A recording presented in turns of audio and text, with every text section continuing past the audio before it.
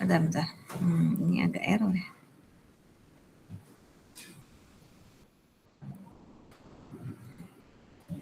Ini kursornya.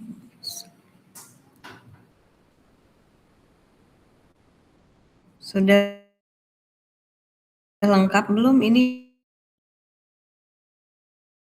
Ya. Oke, sudah terlihat? Sudah, Ibu. Sudah ya. Nah, adapun untuk proyek ujian akhir semester ini sifatnya individu, ya. Tentunya teman-teman sudah mendapatkan teori-teori terkait dengan metodologi penelitian pendidikan. Nah, dari teori yang didiskusikan, ya, dipelajari, ditelaah, kemudian teman-teman diminta menyusun rencana atau rancangan awal, tapi tidak harus proposal penelitian ya, tidak. Rancangan awal atau blueprint-nya ya terkait dengan masalah penelitian yang sudah diidentifikasi. Kemudian teman-teman menemukan state of the art-nya, kemudian research gap-nya dan novelty-nya. Selanjutnya menentukan rumusan masalah, tujuan penelitian, kemudian teori apa saja yang digunakan ya untuk melakukan kajian literatur ya yang berkenaan dengan riset ini. Kemudian di tahap berikutnya teman-teman diminta menyusun metode penelitian yang sesuai untuk menjawab rumusan masalah yang diajukan. Ya. Harapannya dengan tugas proyek ini melatih bagaimana adik-adik mahasiswa ya, teman-teman mahasiswa mampu berpikir sebagai peneliti dan tentunya mempersiapkan diri dalam penyusunan proposal penelitian ataupun skripsi di tahap selanjutnya. Nah, ini ada ketentuan umumnya ya yang perlu diperhatikan dalam penyusunan. Pertama, dikerjakan secara individu sesuai dengan masalah yang sudah ditemukan. Kemudian masalah atau topik ini harus sesuai dengan matematika dan penyusunannya maksimal 5 halaman gitu ya, 5 halaman. Nah, ini tidak termasuk halaman judul dan daftar pustaka di luar itu. Kemudian menggunakan minimal 5 referensi yang terdiri dari minimal 3 artikel jurnal ilmiah, kemudian maksimal 2 buku ya atau sumber ilmiah lainnya.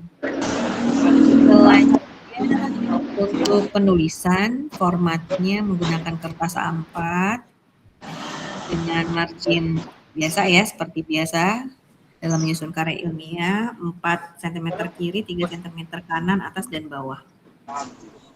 Selanjutnya font yang digunakan adalah Times New Roman ukuran 12, spasi 1,5 dan rata kanan kiri. Ya, nah, di sini sesuai dengan masalah yang ditemukan, teman-teman boleh diperkenankan memilih pendekatan apa yang sesuai yang bisa digunakan untuk menjawab rumusan masalah yang diajukan ya. Baik itu kuantitatif, kualitatif, mixed method kah, atau R&D kah ya, dan sebagainya. Kemudian untuk struktur penulisan, yang pertama judul penelitian, kemudian latar belakang ya. Ini tidak terlalu panjang karena maksimal 5 halaman saja. Kemudian research-nya dan novelty di latar belakang ini mutlak.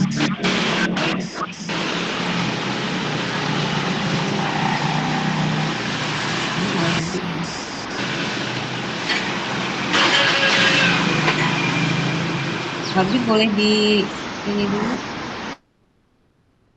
di mute dulu. Oke.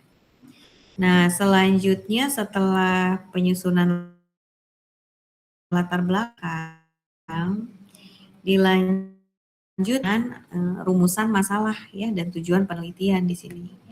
Rumusan masalahnya tidak usah terlalu banyak, cukup 1, maksimal 3 rumusan masalah penelitian. Jadi 1 pun nggak apa-apa ya. Tidak jadi persoalan. Yang penting kesesuaian antara latar belakang, rumusan kajian teori sampai metode yang dipilih.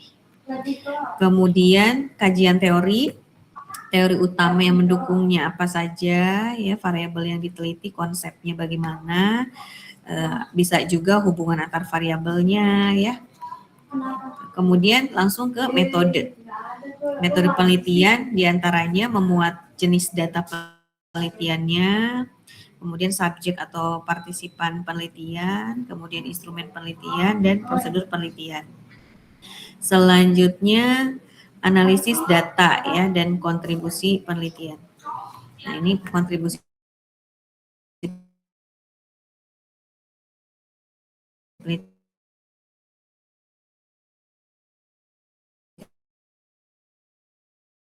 Enggak usah, analisis data saja. Analisis data, nah ini tentu menggambarkan kualitatif, langsung ke ini aja, pernyataan novelty-nya, ya. Kebaruannya apa? Oke. Ya, ini rubrik penilaiannya.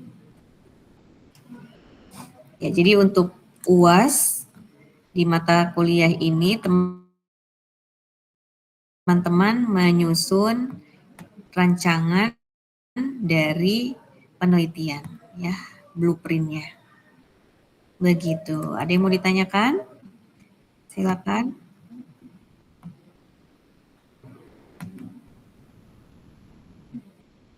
Ibu ingin Ada yang mau bertanya, ditanya?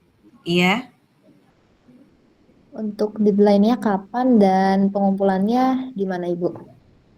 Oke. Deadline-nya kita sampai tanggal 19 pukul 07.00. Pengumpulannya di Spada.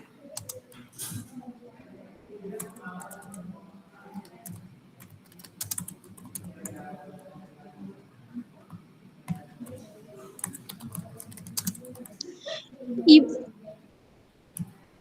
Ya. iya Ibu mau bertanya terkait yang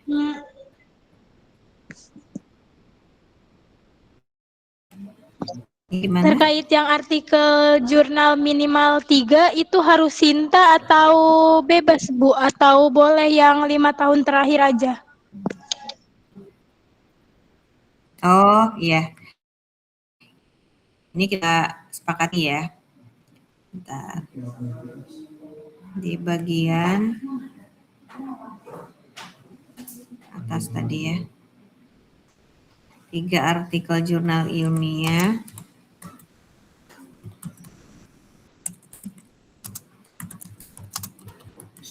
3 tahun terakhir ya. Nah, ini boleh, silakan bebas. Sinta, Scopus, boleh. Tapi yang jelas tahunnya 3 tahun terakhir. Ya.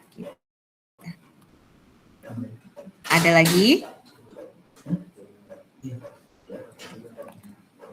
Ada pertanyaan yang lain?